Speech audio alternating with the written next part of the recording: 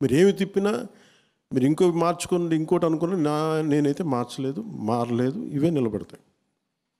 ఇన్ని సిద్ధాంతాలు పెట్టుకుని I want be very pragmatist politician, అంటే రిజల్ట్ ఓరియంటెడ్ పొలిటీషియన్.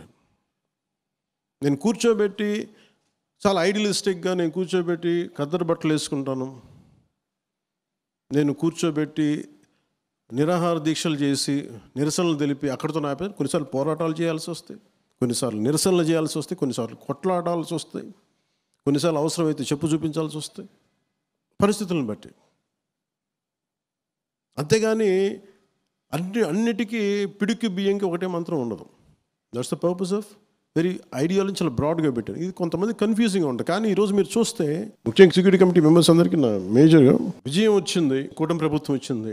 అందరి ఆలోచన ఏముందంటే ఇప్పుడు మనం ఏం చేసుకుందాం, పదవులు రాలేదు, ఇవి రాలేదంటే నాకు ఏ పదవి ఉందని నేను ఉన్నాను 15 సంవత్సరాలు. ఏ పదవి ఎవరిస్తారు చెప్పండి?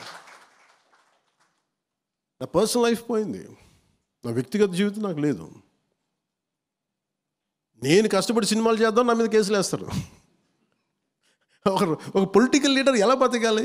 నాకేం కంపెనీస్ లేవు, పత్రికా కంపెనీస్ లేవు, నాకు పబ్లికేషన్స్ లేవు, సిమెంట్ ఫ్యాక్టరీస్ లేవు.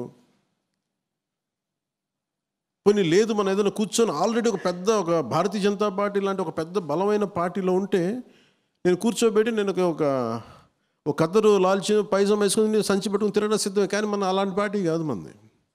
అన్నీ నేనే అవ్వాల్సి వచ్చింది. సైద్ధాంతిక బలం నేనే ఇవ్వాలి, పార్టీని నడపాల్సిన ఆర్థిక బలం నేనే ఇవ్వాలి, మళ్ళీ దీనికి కావాల్సిన పోరాట బలం ముందు నేనుండి నడిపించాలి. 3 అంచెల పోరాటం చేస్తే కానీ పార్టీని 15 సంవత్సరాలు ముందుకు నడపలేకపోయాను. నిలబడ్డాం కాబట్టి దీనికి ప్రేరణ తీసుకొని చాలామంది వచ్చారు. యువత, కొంతమంది ఆడపడుచులు వచ్చారు, యువత వచ్చారు. పోరాటం స్ఫూర్తి జనసేన. పొద్దున్న కొండతల రామకృష్ణ గారు మాట్లాడుతూ కలిసినప్పుడు ఒకటే మాట అన్నారు, నేను పోరాటం, నాకు మీ ఫైటింగ్ స్పిరిట్ ఇష్టం, ఎందుకు నేను అలా వచ్చాను ఉత్తరాంధ్ర పోరాటం నాకు అందుకు. ఎందుకంటే ఆయన ఒక సీన్, నేను ఆయన ఏ విధంగా కన్విన్స్ చేయగలను చెప్పండి పార్టీలోకి రమ్మని చెప్పి. ఎందుకంటే నేను ఎవరిని ఎందుకు పిలవనంటే మీరు నన్ను అర్థం చేసుకుని ఇష్టపడి వస్తే మనం చేసే ప్రయాణం వేరుంటుంది. మనోహర్ సార్కి కూడా అదే చెప్పాను, పెద్దలు మనోహర్ గారికి కూడా. ఆయన నన్ను 2 సంవత్సరాలు పరీక్షించారు. నేను ఉట్టే రాలేదు. ఆయన ఒక ఎస్టాబ్లిష్డ్ కాంగ్రెస్ పార్టీ నుంచి వచ్చిన ఆయన ఎందుకు నమ్మాలంటాను నేను? వీడికి అమెచ్యూరిష్గా ఉంటుందేమో, కూర్చోబెట్టి ఇలా అలా అనుకుంటారు అందరు. తప్పేం కాదు అది.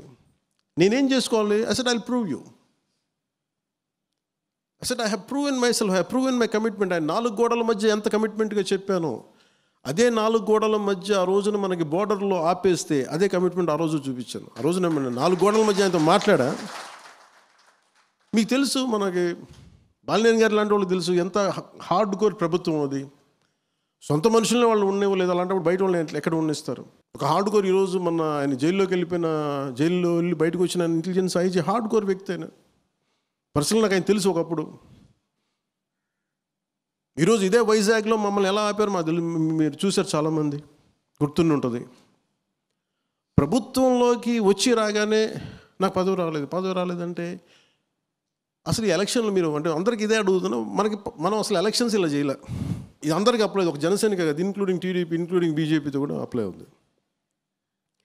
ఇది జనసేన, ఇది కూటమి ప్రభుత్వం, కూటమి ఏర్పడలా. ఏమి జరుగుండేదని ఒక పాసిబుల్ సినారియోస్ మీరు ఊహించుకోండి. ఏదైనా జరుగుండొచ్చు.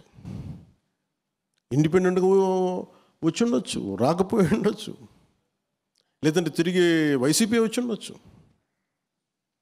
ఏది అంటే దీనికి నెంబర్ ఆఫ్ పాసిబిలిటీస్ ఉన్నాయి. కానీ చాలా స్థిరమైన ఆలోచన విధానంతో దీన్ని ఆలోచన చేసాం, ముందుకు తీసుకెళ్ళాం.